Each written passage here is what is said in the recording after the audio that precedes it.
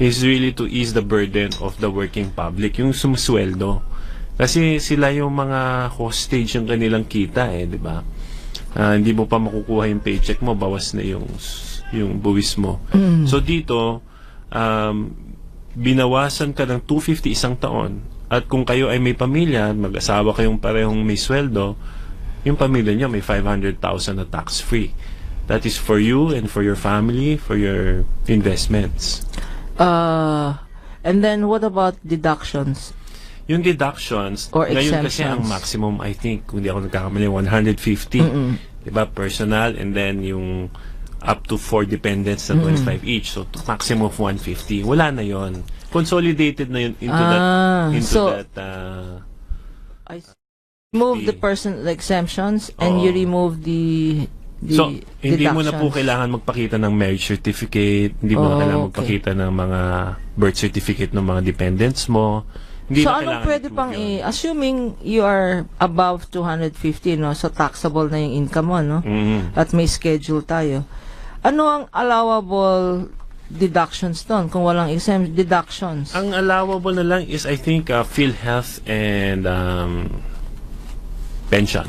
Yun na lang. Wala na yung 25 and, wala na yung binabayaran mong yung kanyari credit card bills, yung transport expenses, yung that's for the corporations, no? No, you mean the individuals. self-employed. Yeah. The self-employed, ngayon, ang ginawa natin, dalawa ang klase ng self-employed treatment. First, yung mga small and medium, and then second, yung mga medyo large. No? Medium to large. Yung small and medium, we call that below the VAT threshold. So, okay, kung ikaw ay isang self-employed o negosyante or professional like you, a lawyer, kung below 3 million ang kinikita mo sa isang taon, you will be taxed at your gross receipts of 8%. Pero doon sa 8% na yon, mag-a-apply only to the amount above 250. So yung first 250 mo, tax-free. talagang tax-free yun. Yung above ng 250 mo po, yun na po ang may buwis na. At saka doon mo ina-apply yung formula, no? Wala na pong deductions kasi po 8% na po. Hindi So, binaba na po from dating naka-table. So, this formula really will make it easier to collect. Simpler, yes. Let's Simpler go for for the taxpayer, easier for BAR to collect. Yung below the VAT Before threshold. the VAT. Okay. Ang problema dyan, Kong Dax, is kukonti naman ang employed na may 250,000. No? People are saying, especially the progressive groups, bakit tayo nagfo-focus sa taxes? Because a tax is based on your tax base. Correct? Ang yung tax base mo, ang ibig sabihin ng tax base, if you are employed, you are a taxpayer. You are the tax base. Napakaliit ng tax base natin compared to our population. No? Agree. Why didn't we, well, this is not to detract from the need to raise reforms for more efficiency in tax collection and to hit the 3.3 trillion target, no, or budget requirement. Pero meron bang, to your knowledge, meron bang measures to create nga incentives for industries, manufacturing that will create employment? Kasi tax tayo ng tax, hindi naman tayo nagki-create ng jobs. That's true. I think that's part to of widen the tax base, no? That's part of the second package when we touch the incentives and the fiscal rationalization. Siyempre, we want the Philippines to be competitive as an investment destination. And siguro kung hindi magpropose ng DOF, kami mismo sa Kamara, we will propose a measure that will really lower the corporate income tax so that we invite investors, makipag-agawan tayo sa mga investor na maaaring tinitingnan ng Thailand or Vietnam. Tama, kasi ASEAN na tayo, borderless na tayo. No? Po. So we need really to compete, and our tax rate of 30% for corporate is medyo mataas. Kaya kailangan din po natin ibabayan, pero marami tayong leakage kasi sa fiscal incentives. Hindi naman leakage yun, pero more of marami tayong pakawalang revenue hindi natin nakokolekta dahil namimigay tayong incentives. We need to make them, kumbaga, kailangan nating ayusin para pantay-pantay. And strategic yan, which industries we want to promote and really develop.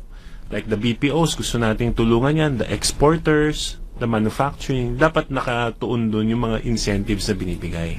But Kong Dax, Kong Governor Dax, do you agree na you can never invite business because the cost of doing business is so expensive? Yes. Tinatalakay rin ba ng Kongreso yung lowering the cost of power, electricity, tubig, in communications, mga ganyan?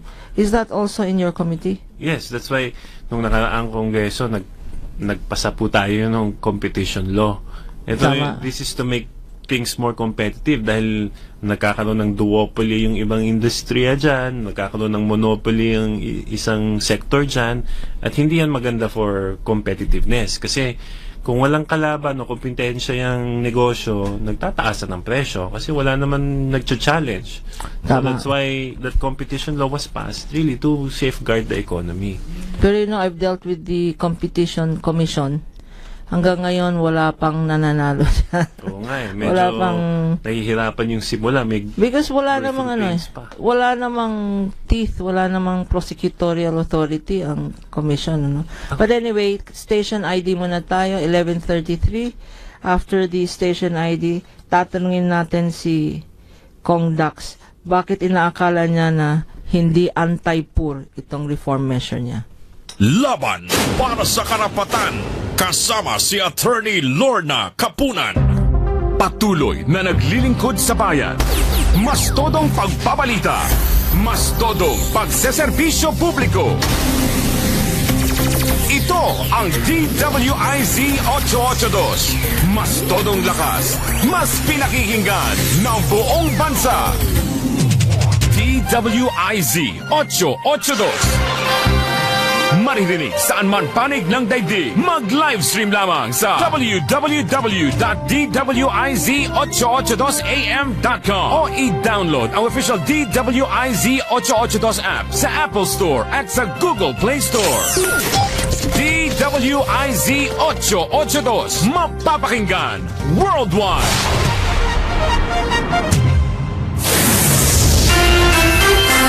Sinusuyod ng buong pwersa ng DWIC News at Public Affairs ang buong kamay nila upang mayatid ang mga latest na kaganapan. Mga balitang dapat ninyong malaman. Ito ang DWIC Balita. Mas todong pagbabalita. DWIC Balita.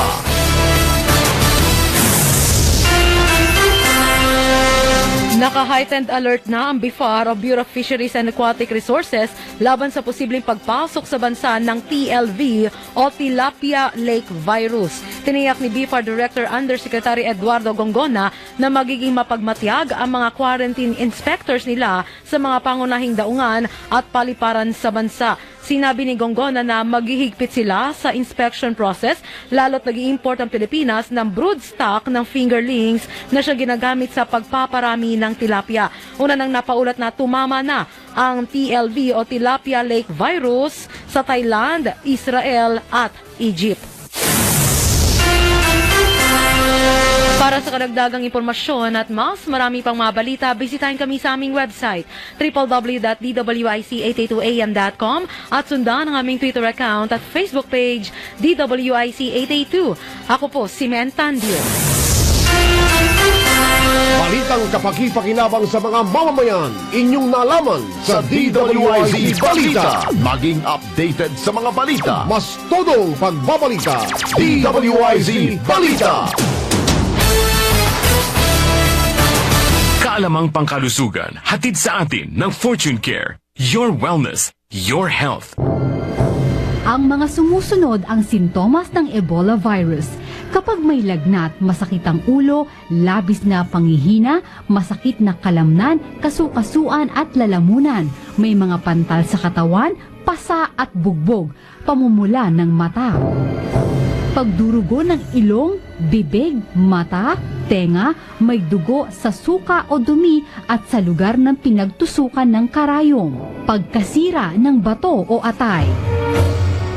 Ang kaalamang pangkalusugan ay inihatid sa atin ng Fortune Care. Your wellness, your health. Laban para sa karapatan. Kasama si Attorney Lorna Kapunan. Nandito po tayo. Kung late po kayo nag-tune in, ang ating guest ngayon controversial. Hindi lang siya controversial, pati yung topic niya ay controversial. Buti na lang mabait na batang si Congressman Dax. Kasama po si Kong Dax as governor sa Philippine Red Cross. Kanya napapagalitan ko rin to pag masyadong maraming hindi, maraming may crush dito kay Kong. Di ba? Huwag na nating pag-usapan yan. Bakit hindi anti-poor itong sinasabi niyong tax reform? Why is it not anti-poor? Because the majority who are not really wage earners don't care about tax exemptions or 250,000 below, not in their wildest dreams. Kasi kung pinag-uusapan yung 250,000 divided by 12, at least they're earning more than 20,000 a month, no? None of our daily wage earners earn that, but they have to buy basic commodities.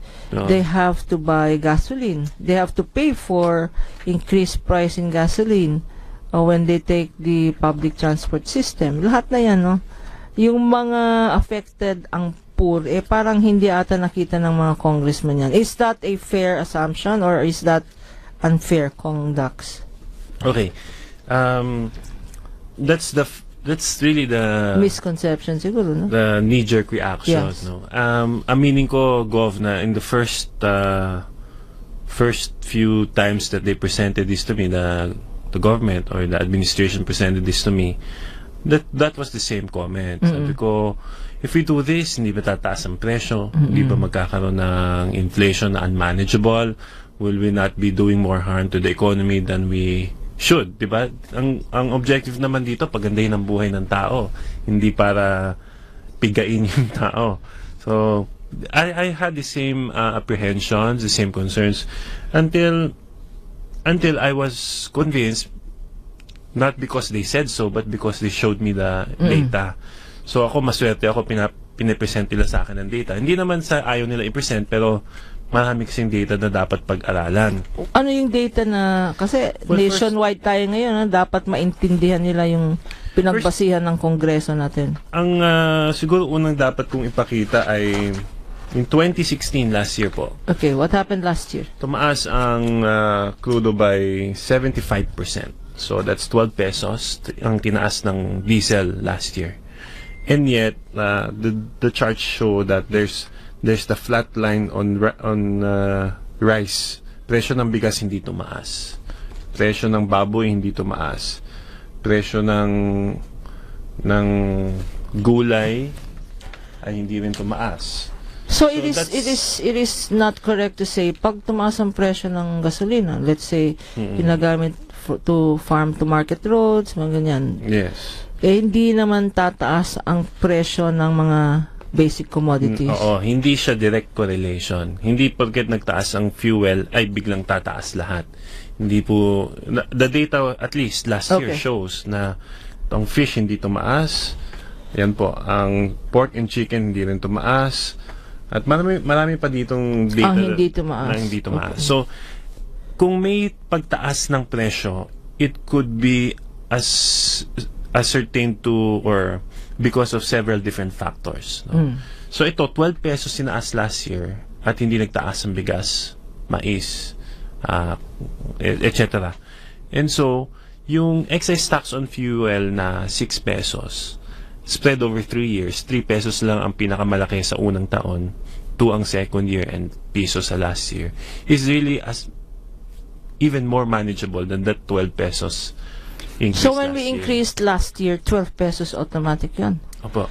Tapos ngayon, dito prices, sa tax reform bill ninyo, natin, 3 pesos. Ang first year. Ang first year. Yes. And it will get more or less? It will get more. 2 pesos more in the second year and piso on the last year or the third year for a total of 6. For a total of 6. Spread over 3 years. Spread over 3 years. So, yung direct effects sa cost of transportation, yung mga public commuters natin. Okay. Una, mas mahal na raw ang cost ng going to work or going to office. Tama yun. Okay. So, ang unang proposal kasi ng DOF Gov was 6 pesos in the first year. At wala nang susunod. Sabi ko, spread over natin yan. Kasi we want to be very sure that it doesn't really hurt the people. So that's why na-spread yun over 3 years. So dito, yung 3 pesos should have saan na ba yun? Ang fuel component niya is 2.4%. 2.4 pesos of the 8 pesos. No, 2.4%. So, ang increase lang ng kung sa jeep, kung mag-i-increase man sa cost nung jeepney operator is 24 centavos only. So, kung Compared to their fare of merong 8. malakas na mataas na increase, it is not because of the tax measure. It is already yung... It's probably different factors, or minsan kasi ang dapat natin bantayan is yung profiteering. Correct. Yun ang sasabihin ko. Yung pagsamantala ng ibang sektor o ng negosyo na hindi naman, kunyari, tumaas yung cost niya ng piso pero ang itataas niya na presyo niya 10 pesos. Or kung minsan, dati ng supply, binili na, in-store na niya last year yon, tapos sasabihin niya affected by the increase, no? Kasi tama ka, yung Competition Commission, nagkakartel yan. Kung mag-i-increase ng gasolina, yung isang gasoline company, a day later, parang hindi naman halata, one day after, yung isa naman, no? So, dapat kasama ng tax reform ang regulation. That's true. Diba? As early as a few months ago, we've already signaled the Department of Trade and Industry. Kasi nabalitaan natin na yung mga presyo ng sasakyan nagtataasan. Oo. Wala pa namang buwis na dinagdag. Kung meron naman magkakaroon ng buwis, next year pa yon. So, bakit nagtataas ngayon? So, yun ang dapat tingnan na ngayon. Kasi nakakalimutan nila, ang nagpasa pa lang, ang house. Tama. Hindi pa yun final kasi may version pa ang Senate.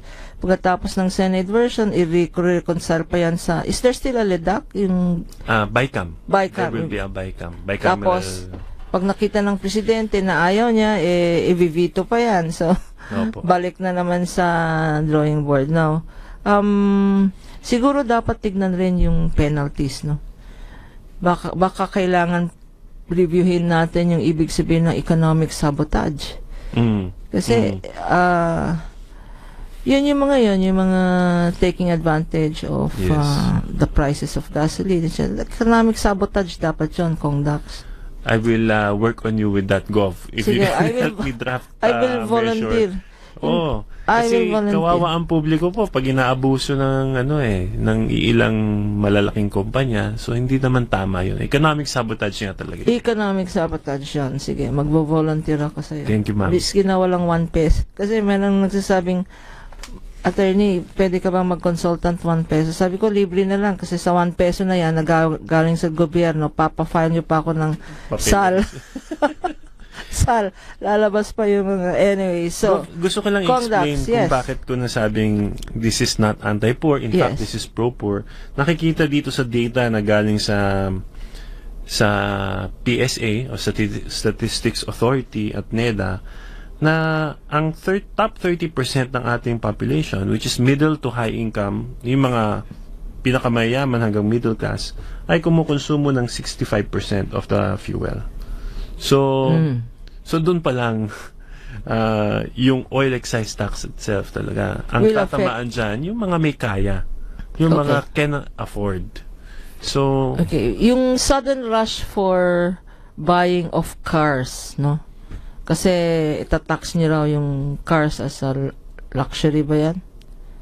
Bakit nga ba? What is the logic for that? When everybody, with the state of disrepair of our MRT and the lack of public transfer system, lahat na ata may kotse, no? Eh ngayon, dumaan ako sa SM yesterday, nagpagawa ng ng eyeglasses eh. Ang daming bumibili ng kotse. I saw the price of one nice car. Hindi ko na sabihin ng brand. Ang 48,000 ang down payment. All in. All in, di ba? Pwede mo nang utangan yon, meron ka ng kotse. Bahala na si Batman sa installment. Because of your tax reform measure. Yes. Bakit? Could you explain that? Well, that really is from the DOF, no? So, Department of Finance ang nag-propose na maglagay tayo ng excise on automobile or additional. So, dati na po tayong may excise tax. Hindi po ito bago. Magkano ba yung excise tax sa automobile? May schedule po na... And you increase it by how much? By 50% in the first year. Yun ang mabigat. Pag sinabing 50%, not the selling price, the excise tax rate lang. Anong ibig sabihin? So kunyari yung pinakamura, yung mga pinakamurang sasakyan ngayon, ang excise tax niyan ay napakababa, 2%. 2%. Okay. Based 2% of what? Based 2% on the cost of manufacture or cost of importation. Not on the... Pero add-on yan sa selling price.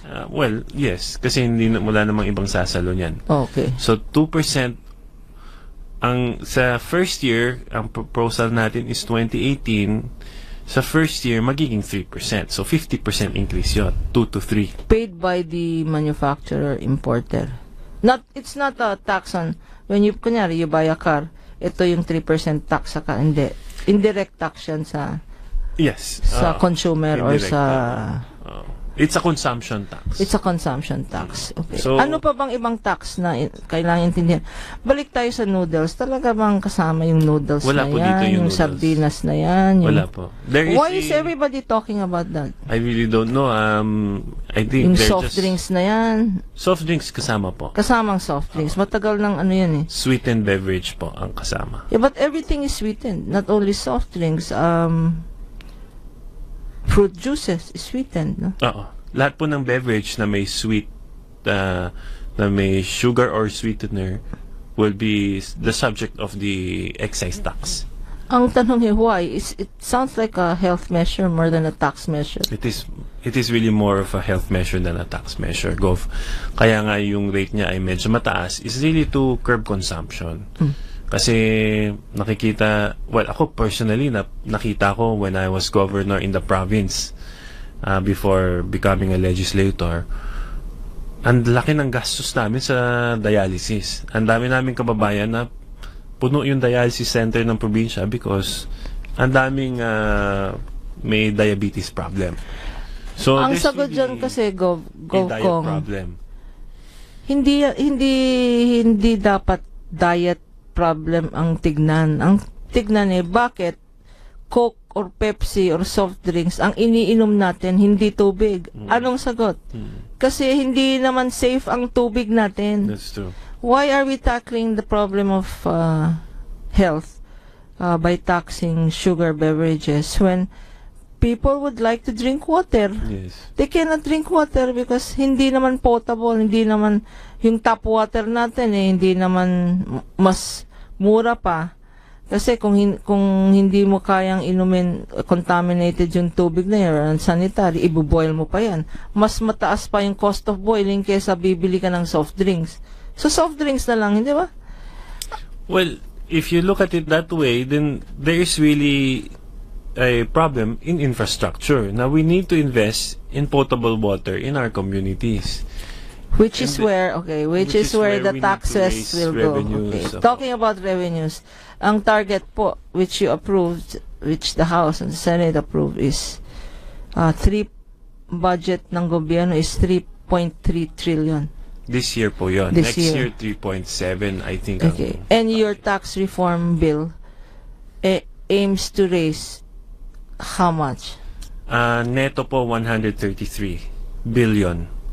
133 billion. Neto na yon. So, kasi yung reduction of income taxes, yung paluwag, assuming efficiency in collection, 133 billion lang.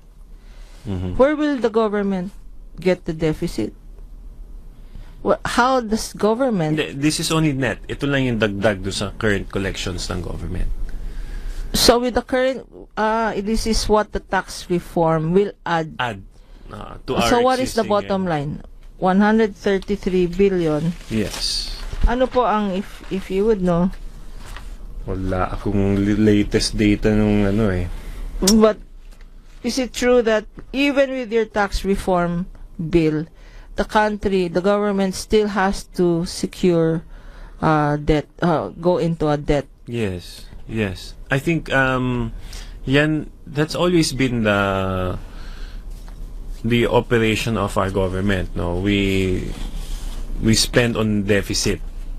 Okay, but what's good in the recent years is that we've been able to manage our deficit to not more than 3% of our GDP. So that means ang ekonomiya natin as big as a certain amount, I think 17 trillion ang estimate for this coming year.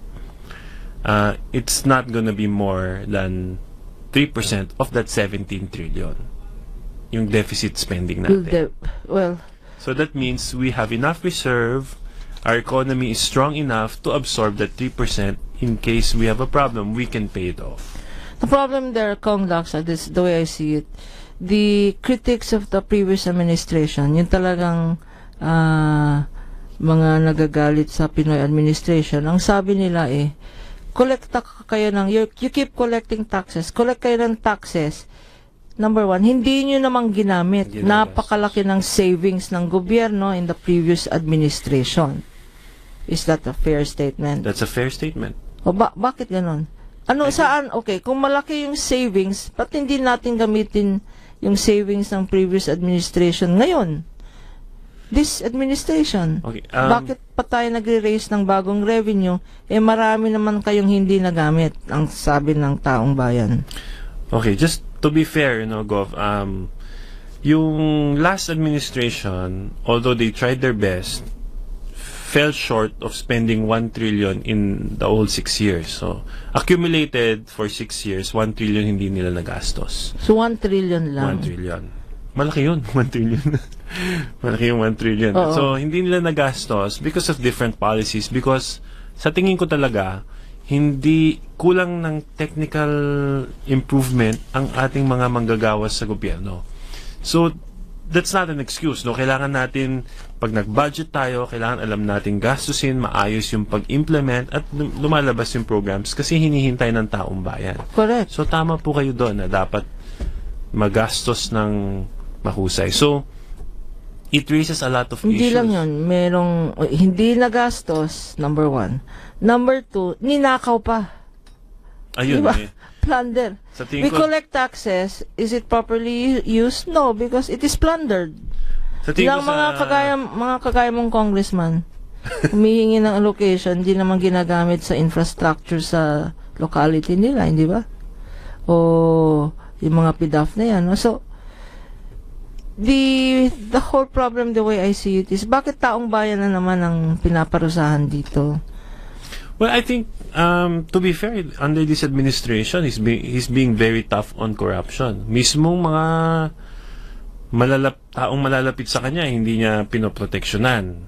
In fact, marami nang naalis sa kabinete for even if there's not been any cases, basta may konting whiff of misdealing, nakita mo naman yan, in fairness. Nakita natin yan, pati yung mga nagkampanya sa kanya, tinanggal na niya from... Sa tingin ko sa Pangulo natin, very serious against corruption and at least for his administration, tiwala naman ng taong bayan na hindi niya papayagang manakaw ang perang ito.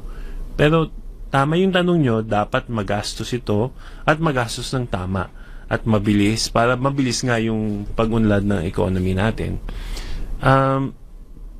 I was bold enough to venture a proposal to the administration. Sabi ko, pagka next year, this year, kasi first year po ito ng administration, pagka this year, hindi nyo naubos yung pondong hiningi nyo sa Kongreso, I will propose na instead of kung saan-saan nyo pinopropose yung budget, taasan natin ang sweldo ng mga empleyado ng gobyerno.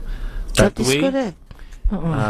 I-improve po ang Government service. We hope to get better people. Para naman yung mga brightest minds natin ay gusto ulit hindi naman na ayaw nilang magsilbi, pero there's more incentive for the bright people to join. In the many countries that I have studied, lahat po, lalo na sa Asian countries dito, if you say I am in the government service, you are higher paid than the private sector.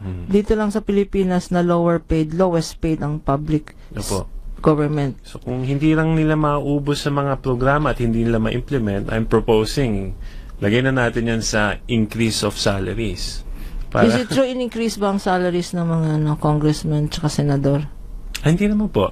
Kasabay naman po kami sa salary standardization. So kung hindi nagtaas ang tinaas po yata ay yung mga uniform service. So yung mga sundalo natin at yung mga kapulisan. Because yun na nga ang sinasabi ng taong bayan, ang daming election promise ng presidente. He promised to increase the nakita na natin, buti naman free tuition na ang state universities. Promise ni presidente yun. He promised increase in teachers' pay. He promised increase in for the uniform services. Promised lowering income tax. He promised nandun na tayo. Nandiyan na po yung first step. Income tax. So, well, Kong Dax, just a few minutes. How do you see this Congress performance-wise? Kasi ang problema sa sensational news natin, hindi naririnig yung mga level-headed at magagaling na congressman kagaya mo, who are really doing the work of legislation. Naririnig lang yung mga pasaway, kagaya kanina sa dyaryo, nabasa ko na naman ang ating mahal na speaker. Sabi niya, gusto niyang i-abolish ang commission ang Court of Appeals, Tapos sabi niya, paglalabas daw ng decision ng Supreme Court tungkol sa compelling, may mandatory injunction petition, ang final ng mga bishops and certain distinguished attorneys to require through a mandatory injunction the Congress and the Senate to meet jointly as required by the Constitution, dapat within 24 hours without need of call. So hindi pwedeng sabihin recess kayo Sabi sa batas without need of call dapat mag-meet kayo. Sabi ni Kong Alvarez, pag dumating yung order na yan, I will tear it up. Is that your sentiment? Well, the sentiment of the House? I subscribe to the sentiment of our speaker that there's really three branches of government. There's really the executive, who's supposed to implement the laws, the judiciary, who's really there to interpret the laws, and the legislature, who's there to craft the laws. And that crafting of the laws is governed by their internal rules, which in history we've seen that the other two branches have maintained and respected the independence of each branch. So I think I don't know or it's just a new sensationalized. O tama ba si Presidente na dapat isara na yung ABS-CBN saka yung inquirer na yan hindi niya. You're in the franchise committee. I saw your committee. I'm a member of pag sinabi ni Presidente, Dax, wag mo nang i-extend yung franchise ng ABS-CBN na yan You don't need to answer. We need to look at the merits and go through the process. I think we really need to review the existing franchises. Tama kayo. Not naming anybody in particular or that media outfit. There are many franchises there that really are not being utilized. May hawak na franchise pero hindi ginagamit. Yung ibang prangkisa dyan, hawak ng mga kumpanya na may hawak ng prangkisa. Ibig sabihin, hinahawakan lang nila yung prangkisa para walang ibang lumaban sa kanila. So may mga kailangan ayusin dyan. Hindi lang yan yung monopolies in restraint of trade. Kung minsan, nasa iyo na nga yung media, nasa iyo pa yung print, nasa iyo, maraming dapat pong ayusin. And on that note, I hope that because of the many problems facing this nation, people like you, Kong Dax, the level-headed, wise young men in Congress will stand up and fight for people, no? Kasi programa nga natin ay laban para sa karapatan. Your last words, Congressman. Prof, I'd just like to add and tell the people na alam ko na nga ba tayo, but the road to change is not easy and smooth. Kailangan minsan pagka may pagbabago, tayo mismo may counting resistance sa pagbabagong ito. But this really tax reform na pinangako ng ating Pangulo ay really para sa ating mga kababayan, para sa mahihirap. For years, we've heard that the growth of the Philippines is phenomenal. 5%, 6%, 7% growth of our economy for the last 6 to 10 years maybe. So, despite that growth, hindi nararamdaman ng kababayan natin doon sa mga kasuluk-sulukan yung growth na yan. So, naiiwan yan sa upper crust, sa top 1% ng ating ekonomiya, ng ating mga kababayan, yung pinakamayayaman, sila nagtatamasa ng growth at nahihirapang bumaba ang ekonomiya. So, ang gusto ng Pangulo, inclusive reform, growth. Yeah. kolektahan ng mas malaki ang mga may kaya o mayayaman na hindi naman sila magugutom. Kakayanin nila itong additional taxes. At the same time, ang kwartang makukuha dito, i-convert into services, into subsidies, into programs, into new roads, better MRT, better bridges, better airport. Yan ang gusto ng ating Pangulo. Na dalhin yung perang naiipid dun sa mga mayayaman, ilabas natin, kunin ng gobyerno at para pondohan ang mga serbisyong kailangan ng mahihirap. So this is really a pro-poor measure of the administration. To fund what is needed, infrastructure, schools, Tama po. efficient public service, at marami pang iba. It has been quite a time that we have heard such optimism. Maybe it is your youth, maybe it is your desire to serve, but certainly Gov Kua, it is nice to have you here. You bring alive hope amongst our countrymen. Sa laban para sa karapatan po, thank you po sa ating mahal na guest, si Congressman Dax Kua. Mabuhay kayong lahat. Salamat po. Sumainyo ang programang Laban para sa Karapatan hanggang sa Sabado alas 11 hanggang alas 12 ng tanghali kasama si Attorney Lorna Kapunan. Laban para sa Karapatan sa DWIZ